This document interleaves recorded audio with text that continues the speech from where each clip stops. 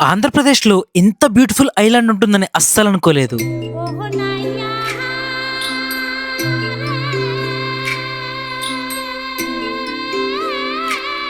ఈ విలేజ్ నేమే పోరా. మీ ఊరికొస్తే పోరా అని తిడుతున్నారు. పోరా అంటే తిట్లు కాదు. పోరంటే తిట్టి కాదండి మా ఊరు. ఎస్, మీరు విన్నది నిజమే. పోరా అంటే తిట్టు కాదు, వీళ్ళ విలేజ్ పేరు. ఇది ఒక అందమైన గ్రామం.